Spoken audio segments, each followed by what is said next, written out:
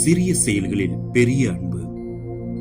மிகச் சிறியவற்றில் நம்பிக்கைக்குரியவராயிருப்பவர் பெரியவற்றிலும் நம்பிக்கைக்குரியவராயிருப்பார். தூய Assisi Francis அவர்கள் இறைவனை அடைய பெரிய தத்துவங்களையோ அல்லது பிரம்மாண்டமான செயல்களையோ தேடவில்லை. அவர் சிறியவற்றில் இறைவனை கண்டார். பணிவுமிக்க செயல். ஒருமுறை அவர் பாழடைந்த சான் தமியானோ ஆலயத்தை பழுது பார்த்தபோது ஒவ்வொரு கல்லையும் அன்போடு சுமந்தார்.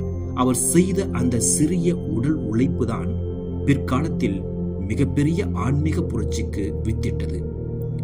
எளியோருடன் உறவு. அவர் ஒரு தொழுநோயாளியை சந்தித்த போது அவருக்கு சிறிய முத்தம் ஒன்றை கொடுத்தார். அந்த ஒரு சிறிய அன்பு செயல் தூய பிரான்சிஸ் அவர்களின் இதயத்தில் இருந்த பயத்தை நீக்கி அவரை ஒரு புனிதராக மாற்றியது. அவரை பொறுத்தவரை அன்போடு செய்யப்படும் ஒரு சிறிய செயல் 1000 சொற்பொழிவுகளை விட மேலானது. இன்றைய சிந்தனை. இன்றைய அவசர உலகில் நாம் பெரிய வெற்றிகளையும் சாதனைகளையும் தேடி ஓடுகிறோம். ஆனால் வாழ்வின் உண்மையான மகிழ்ச்சி சிறிய செயல்களில்தான் ஒளிந்துள்ளன என்பதை மறந்து விடுகிறோம். கவனம் செலுத்துதல். ஒருவர் பேசும்போது உங்கள் அலைபேசியை ஒதுக்கி வைத்துவிட்டு முழு கவனத்துடன் அவர்களுக்கு செவிமடுப்பது ஒரு பெரிய அன்பு செயல். சிறு உதவி.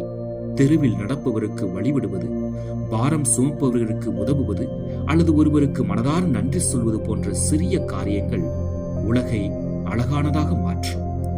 இயற்கையை பேணுதல். ஒரு செடிக்கு தண்ணீர் ஊற்றுவது அல்லது தேவையற்ற மின்விளக்கை அணைப்பது கூட புனித பிரான்சிஸ் காட்டிய வழியில் நாம் படைப்பின் மீது காட்டும் சிறிய அன்புதான். செயலின் அளவை விட அதை செய்ய பயன்படுத்தும் அன்பின் அளவுதான் முக்கியம். அன்பு இறைவா, தூய அசிசி பிரான்சிஸை போல ஒவ்வொரு சிறிய காரியத்தை மிகுந்த அன்போடு செய்ய எங்களுக்கு கற்றுத்தாரும்.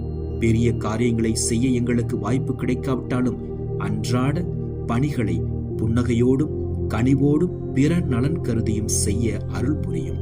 எங்கள் சிறிய செயல்கள் வழியாக உமது பெரிய அன்பை இவ்வுலகிற்கு பறைசாற்ற எங்களுக்கு அருள் தாரும். ஆமென்.